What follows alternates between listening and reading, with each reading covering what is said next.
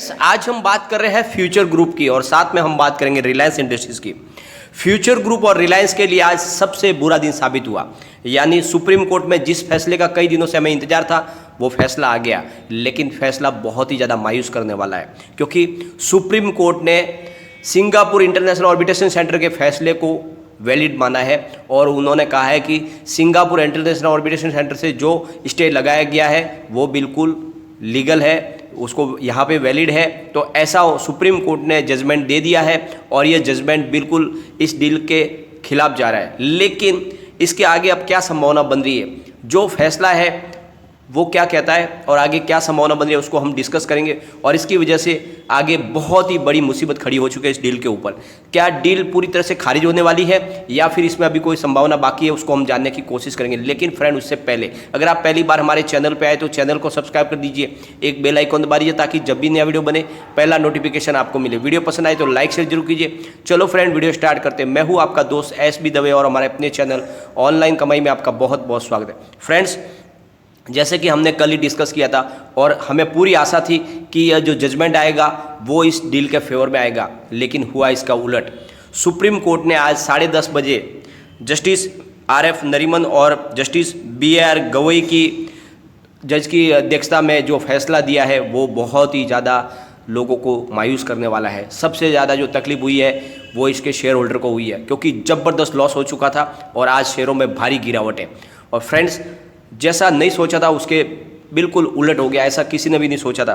लेकिन supreme court ने जो जजमेंट दिया है उनका कहना है कि सिंगापुर इंटरनेशनल ऑर्बिटेशन सेंटर में जो स्टे लगाया था वो बिल्कुल वाजिब है और उनको वो हक है लगाने का। यानी एक तरह से उन्होंने सिंगापुर इंटरनेशनल ऑर्बिटेशन सेंटर को मान्यता दे दी है, हिंदुस्तान के कायदे कानून के अनुसार वो वैलिड है यहाँ पर और वो फैसला दे सकते हैं, तो उसको उन्होंने मान्य रख लिया है। और जो बात यह है कि फ्रेंड्स, ये जो अब इसके ऊपर जो सुप्रीम कोर्ट में जो PLL लगाई थी वो अमेजॉन की तरफ से थी और उन्होंने कहा था कि जो 2 जजों की बेंच ने दिल्ली हाई कोर्ट में जो फैसला दिया है, जो सुप्रीम कोर्ट को PLA के अंदर कहा गया था कि हमारे जो फैसला आया है सिंगापुर इंटरनेशनल ऑर्बिटेशन सेंटर से उसको मान्य न करते हुए यहाँ पे दिल्ली हाई कोर्ट की 2 बेंच की जज ने इनको फ्री हैंड कर दिया है कि वो हर गवर्नमेंट अथॉरिटी से अपनी परमिशन ले ले और वहाँ से अपनी कार्रवाई को आगे बढ़ाए। और इसी के ऊपर रोक लगवाने के लिए अमेजॉन सुप्रीम कोर्ट में गया था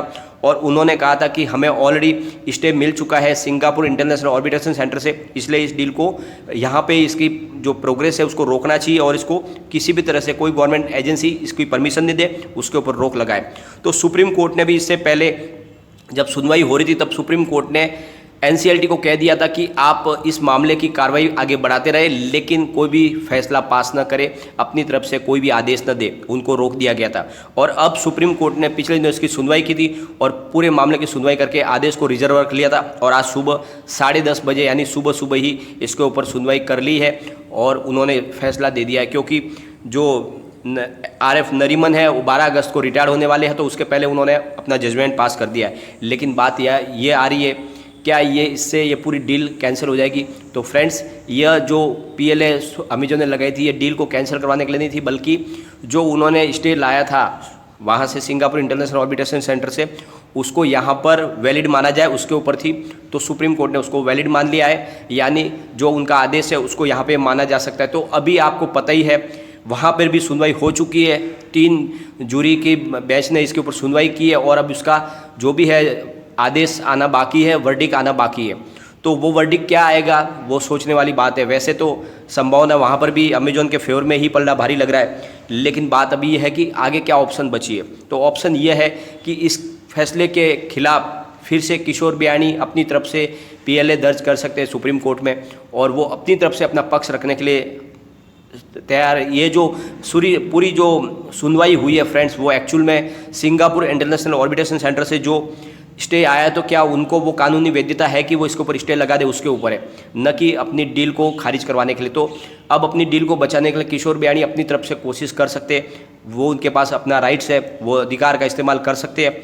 तो इसके ऊपर हो सकता है, लेकिन एक बार बहुत बड़ी मुसीबत आ चुकी है और इसका नतीजा ये है कि अब ये डील तो डिले होगी क्योंकि मामला सुप्रीम कोर्ट में से जो है अमेजॉन के फेवर में आ चुका है। साथ में बड़ी बात यह है कि अब शेयरों की और ज़बरदस्त धुलाई हो रही है, तो बहुत ज़बरदस्त लॉस होने की संभावना बन चुकी है। और अब आगे क्या संभावना बनी, एक बार हम आज के कारोबार को भी एक बार डिस्कस कर लेते हैं। तो फ्यूचर रिटेल की बात करें तो भयंकर गिरावट हो चुकी है, 10% की गिरावट हो गई, यानी 52.55 पर स्टॉक आ चुका है। अब बहुत ही ज़बरदस्त लॉस की संभावना बनी है। वहाँ पे फ्यूचर सप्लाई चेन में भी 74.15 पर 10% की गिरावट हो गई है, यानी सभी शेयरों में अपने लोअर सर्किट के पास पहुँच चुके हैं। फ्यूचर लाइफ स्टाइल की बात करें तो 60.75 पर वहाँ पर भी 10% का लोअर सर्किट लग गया है, यानी कोई शेयर बाकी नहीं है। फ्यूचर इंटरप्राइज में 9.25 पर 10% गिरावट हो चुकी है। फ्यूचर कंज्यूमर की बात करें तो 7.15 पर 10% की गिरावट हो गई है। अब इन शेयरों को गिरने से बचा कैसे सकते हैं, क्योंकि जो खबर हम कभी सोच भी नहीं सकते वैसे न्यूज़ आ गई, क्योंकि यानी अमेजॉन के फेवर में ये फैसला आ चुका है। अब एक आशा बची है सीसीआई की, क्योंकि सीसीआई ने उस डील को क्वेश्चन किया है जिसमें अमेजॉन ने 49% की स्टेक ली हुई है फ्यूचर कूपन के अंदर, जिसके अंदर उन्होंने जो डॉक्यूमेंट पेश किए थे उसके अंदर उनको बहुत सारे लूप होल लग रहे। तो अगर वो मामला आगे आता है और उस डील को अगर वैलिड नहीं माना जाए, उसमें अगर कोई प्रॉब्लम निकल के आएगी, तो ये फिर पूरा पासा पलट सकता है। क्योंकि अगर वो जो 49% की उन्होंने स्टेक ली है फ्यूचर कूपन के अंदर और उसके माध्यम से वो फ्यूचर रिटेल के पार्टनर बने हैं, अगर उसी को गैर कानूनी मान लिया जाए तब तो फिर पूरा ये जो केस ही है वो पूरा खारिज हो सकता है। तो अब सारी आशा है तो उसी के ऊपर है कि सीसीआई की तरफ से कार्रवाई क्या होती है, उनको नोटिस भेजा गया है अमेजॉन को, तो उसके लिए हमें सोचना होगा आगे। लेकिन फिलहाल तो बहुत ही भयंकर माहौल बन चुका है, गिरावट बनी हुई है। इसका जो नतीजा है वो रिलायंस इंडस्ट्री को भी भुगतना पड़ रहा है फ्रेंड्स, क्योंकि वो भी इसके पार्टनर है, क्योंकि जो है ये रिलायंस के साथ में ही डील हुई है। और आज इस वजह से रिलायंस के शेयर में भी ज़बरदस्त गिरावट है।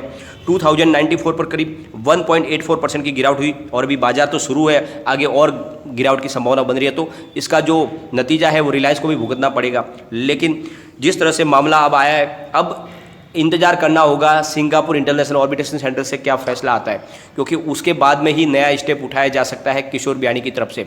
परंतु तब तक शेयरों में और भयंकर गिरावट की संभावना बनी है, तो बहुत ही ज़बरदस्त लॉस की संभावना बन चुकी है।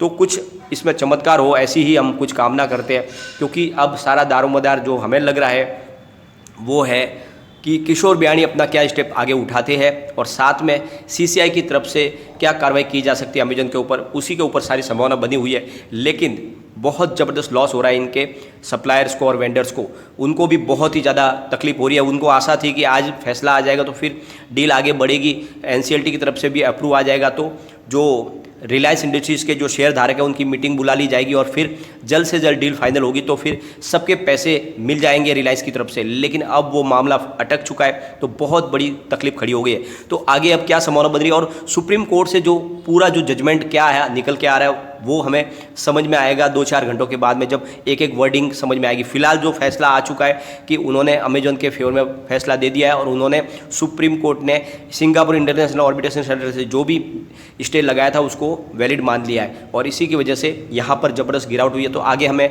देखना होगा क्या संभावना बनी। तो जैसे कोई लेटेस्ट अपडेट आएगी तो फिर आपके साथ में मैं वीडियो के माध्यम से शेयर करूँगा। लेकिन फिलहाल बहुत ही तकलीफ वाला मामला आ चुका है फ्रेंड। लेट्स होप आगे कुछ अच्छा हो जाए।